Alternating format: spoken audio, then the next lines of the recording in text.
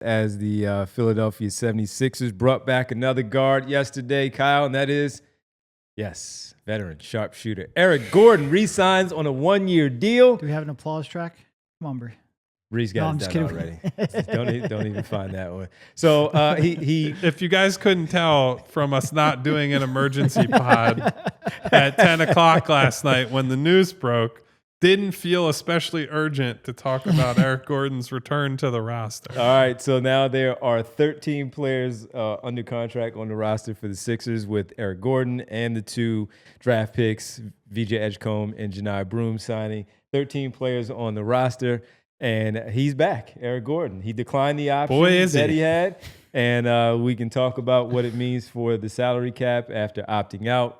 And of course, taking the deal back, but $1 million less on the cap and all that stuff. But Eric Gordon's back. So when we talk about a room that is including Quentin Grimes as the 4 that we think are going to play, Eric Gordon is a guy with the skill set that we know as a shooter. He's guard number 5 in that room. And if you want to include players like Justin Edwards, who's a guy that can play the 2 and the 3 as a wing, the importance of some of the others, Eric Gordon returns. He does. It seems very, very clear that this was simply, he had the player option. The team probably went to him and said, you decline it, you will get another deal. And the benefit to that, as Derek has laid out several times, including in his free agency primer at allphly.com, he makes more money now, but it counts less against the cap because of how the veterans minimum deals work. So that it was as simple as that. It's why he's still on the team. We've seen instances like this before. Montrezl Harrell was another one that happened in a previous season.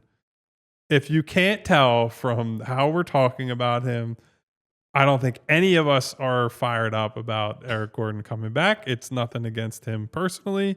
But we spent all of last season basically saying, no more old guys, right? And while I will give Eric Gordon this, he shot the ball really well last year. And how many teeth does he have left that we can pull? After that wisdom tooth surgery, he looked like the greatest shooter in the history of basketball for a few weeks there. But there's basically no percentage from 3 that he could hit that would make me want to play him over any of the 4 guards that we expect to make up the majority of their rotation. So when you set that aside, it just becomes, is this guy going to be some form of a mentor to VJ Edgecombe? They have the connection from the Bahamas stint together. I think another thing, and this came up during Daryl's post-first round presser or mid-first round presser when he talked about the VJ pick. He talked some about VJ's finishing at the rim and some of the struggles that he's had there.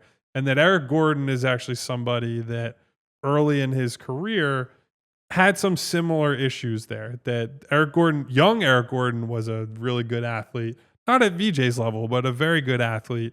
And some technique stuff got cleaned up, some better gathers, some things that he materially got better at, that he became a better attacker of the rim and a better offensive player because he cleaned some things up. And so I think there's at least some logic of, hey, maybe he can pass on some specific tricks of the trade that he had to pick up and pass them on to this kid. And coming from a guy that he trusts and respects because of the Bahamas stuff, maybe it means a little more. I personally don't care about, I think that's bad justification to have him on the roster. I would be full committing harder to get younger, get more athletic, more in the mold of player that they've signed otherwise. But the big thing now, and I know that it seems like he's going to be back at some point, it has felt inevitable. You absolutely can't bring Kyle Lowry That's my back. Joker moment. You cannot bring another old and even smaller guard back who you don't want to play strictly because you think he's a vet mentor to guys. You can't waste 2 roster spots on guys who, in an ideal world, you don't want to see the floor for even a minute. I'm sure Eric Gordon or Kyle Lowry will look dashing with a polo and a clipboard. Well, I'm sure by that dashing 77 that VJ Edgecombe is wearing, that kind of tells us, at least right now, what they're thinking for him not to be able to You take can't. the number that he wanted. I have a deep respect for Kyle Lowry's career, but you His can't career, roster the yes, two of yes. them. You can't do No, it. and look, I understand there's some people upset about signing Eric Gordon again.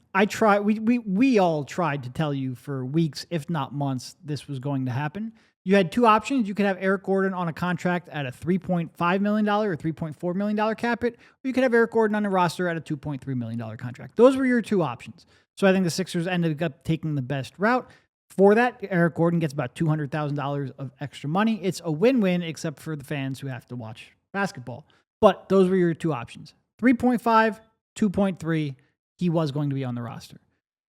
But you can't compound that with giving another even older guy, even slower guy, even smaller guy, another roster spot. I do think, assuming Quentin Grimes eventually gets signed, they're at 14 roster spots. And if it's at $15 million, you'd be right about $200 million. So I'm a little bit interested in whether or not they will use that 15th roster spot. Historically, they haven't. Will they keep Rookie Council on the roster or try to use that? Because that's a non-guaranteed contract.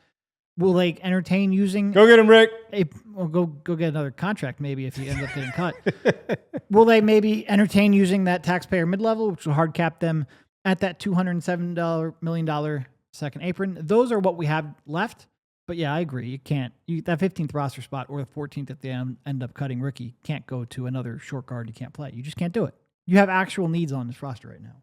And like your priority two-way guy was another guard, right? A 4-year senior who, from what we have heard, they seem like they're pretty intrigued by Hunter Salas. So like, I would like to see if the idea is like, hey, this was our most important two-way guy, we jumped on the opportunity to get him the second the draft ended, right? Like, I'd rather see him than Kyle Lowry if they're in a spot where one of these deep bench guards has to play, right? So it is no disrespect to Kyle Lowry to just look at it and say he's 39 years old, and you just can't roster these guys when you're built around 3 max contracts, right?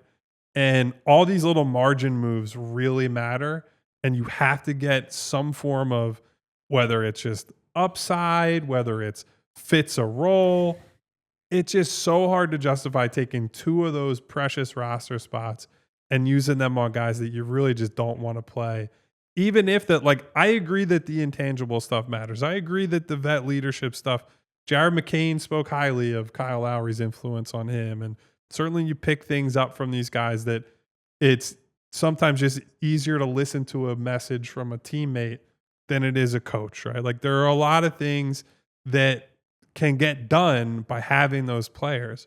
This is just not the roster and not the situation where you can afford to just effectively burn these roster spots.